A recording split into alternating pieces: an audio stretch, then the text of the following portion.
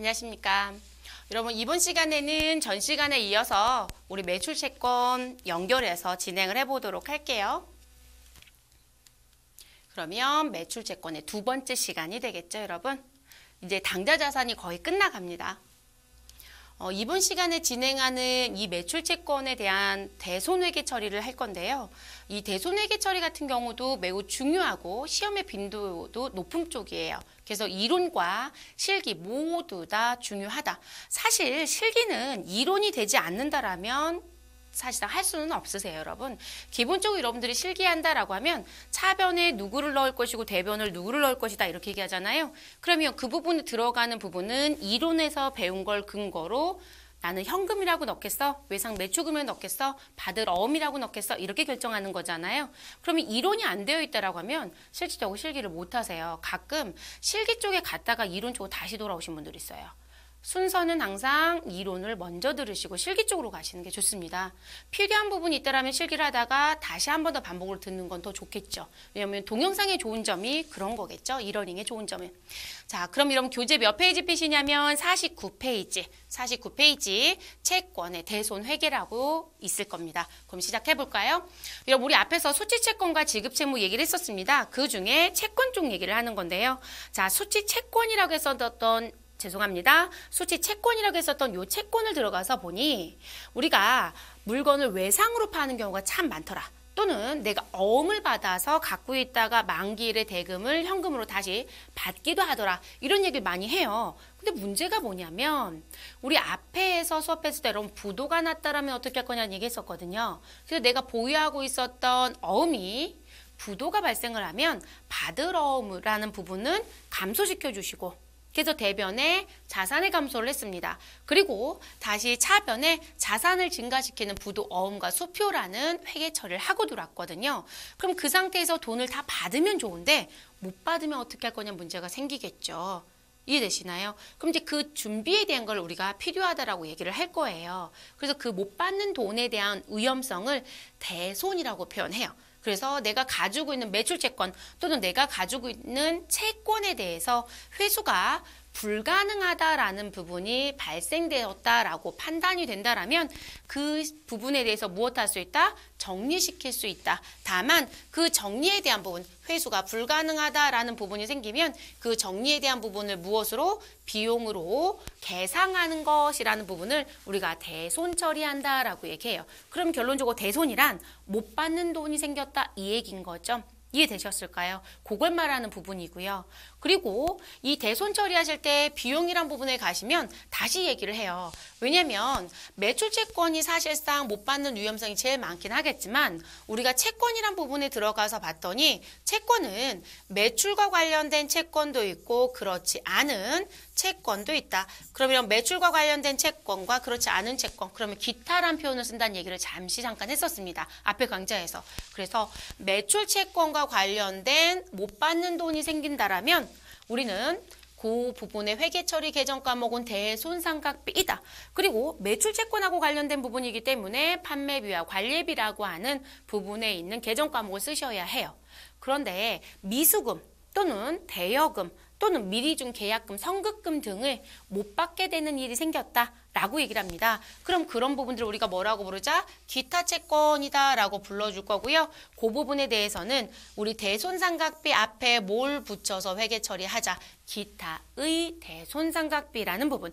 근데 이 부분은 기타 채권이니까 여러분 상거래라고 보지 않는 거예요. 그래서 상거래가 아니기 때문에 영업의 비용에 있는 개정 과목으로 사용합니다. 이해되셨을까요? 기억해줘야 되는 부분이세요, 여러분. 그리고 이 대손에 대한 부분을 처리하려고 보니 비용 처리하세요라고 얘기는 했어요, 여러분. 근데 이 비용 처리가 문제가 좀 있어요. 그래서 우리가 실질적으로 프로세스처럼 수업을 하게 되면 어떻게 되냐면 일단 못 받을 돈에 대한 위험성이 있느냐. 그래서 우리는 수업할 때 여러분 예상 얘기를 할 거예요. 또는 예상을 다른 말로 얘기하면 추정이라는 표현을 할 거고요. 그래서 예상을 하고 정말 못 받는 돈이 생겼는데요. 그러면 대손이 무엇되었다? 확정되었다. 그럼 다른 말로 얘기하면 대손이 무엇되었다? 발생되었다. 이렇게 얘기할 수도 있는 거거든요. 그래서 이렇게 넘어갔다가 그리고 나서 가끔 이런 경우도 있어요. 저희 못 받는 돈이 생겨서 정리하고 났더니요. 거래처가 갑자기 연락 와서 돈 주겠대요. 받으세요. 아니, 받는 게 훨씬 더 좋은 거잖아요. 그러면 우리는 무엇하였다? 회수하였다. 이런 프로세스로 움직이거든요. 근데 여러분, 예상되는 추정이나 확정되는 발생은 사실상 있을 수 있어요. 근데 회수가 많지는 않아요. 근데 우리는 시험이에요. 그러다 보니까 이 세 가지를 참 골고루 열심히 낸다라는 거죠. 근데 지금 여기선 여러분 예상이란 걸 먼저 했어요? 아니면 발생을 먼저 얘기했어요? 발생. 자, 발생을 먼저 얘기하고 싶어서 한 게 아니고요. 우리가 대손이라는 회계처리를 하려고 보니 대손이 뭔지를 알아야 이렇게 해서 이렇게 가는 거고 이렇게 가는 거다라는 얘기를 할 수가 있잖아요. 그래서 대손의 의미를 좀 설명하고 싶어서 이렇게 말씀을 드린 거고요. 그래서 실제 우리는 대손이 무엇하였다라면 발생했다라고 하면 일단 대손 충당금이라는 부분을 무엇했을 것이다?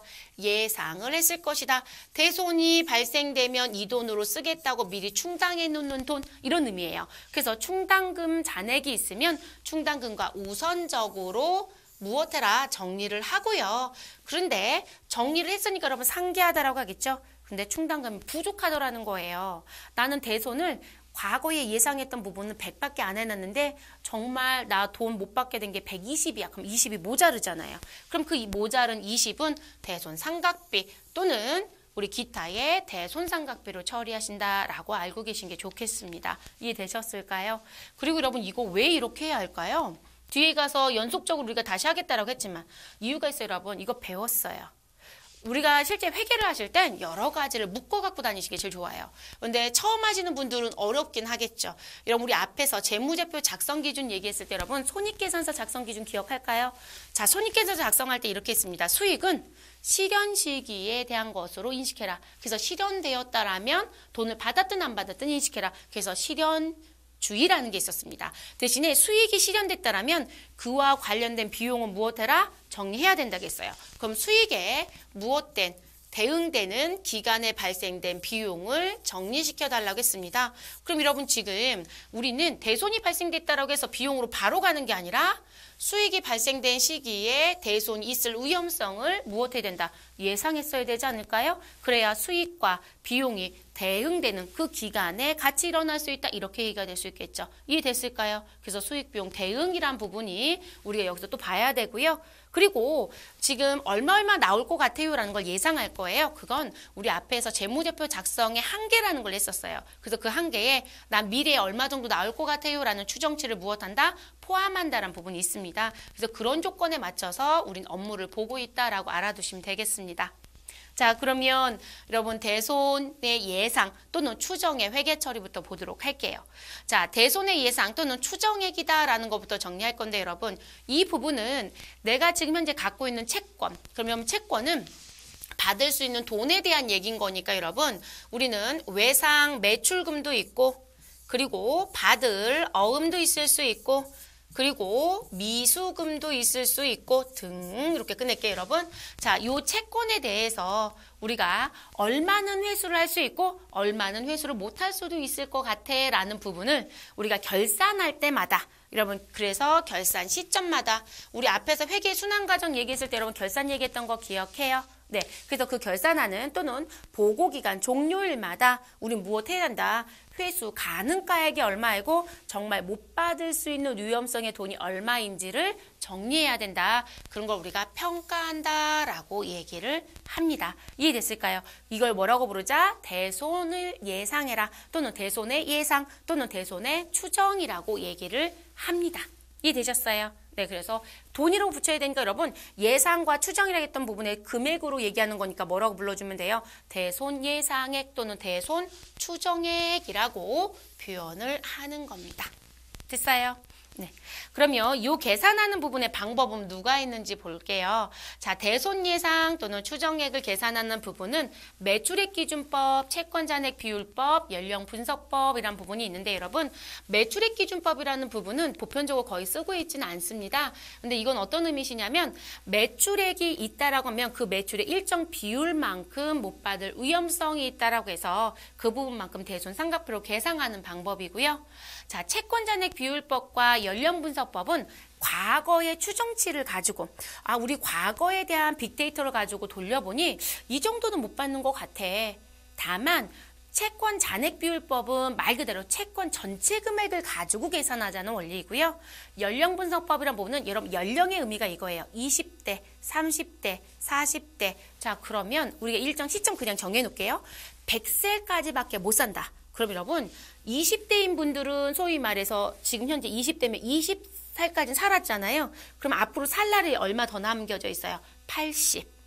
이러면 30이라는 나이까지 살았다. 그러면 몇 년 남았어요? 70. 이해되셨어요?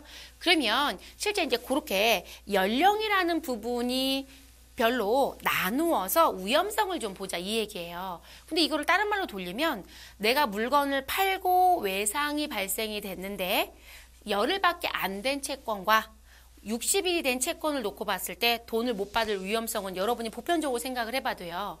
팔은 지 열흘밖에 안 된 채권하고 판 지 60일 된 채권하고 누가 위험성이 또 높아요? 돈을 못 받을 위험성. 오래된 채권일수록 더 그러지 않아요? 그럼 회사가 더 정확하게 계산하는 방법은 연령 분석법이에요, 여러분. 그런데 연령 분석법으로 쓸 땐 일반적인 회사에서 계산하기 좀 어렵더라는 거죠. 그러다 보니까 대부분 보편적으로 가장 많이 쓰는 건 전체 금액을 하나처럼 모아서 일정률을 곱하는 채권잔액 비율법을 가장 많이 쓰고요. 자, 시험 보실 때 조심할 게 있습니다, 여러분. 시험지에 아무런 말이 없다라면 채권잔액 비율법으로 출제하는 부분이고요. 근데 시험지에 연령분석법으로 계산하시오. 이론 실기 모두 다 출제합니다. 그래서 연령분석법이 붙어있을 땐 지금 배우신 방식대로 반드시 계산해서 대손을 예상하셔야 합니다. 그럼 채권잔액 비율법 볼게요, 여러분. 벌써 의미는 말씀드렸어요. 자, 채권에 대해서 일률적으로 과거의 대손 경험률을 설정하는 방법이다. 나 과거에 얼마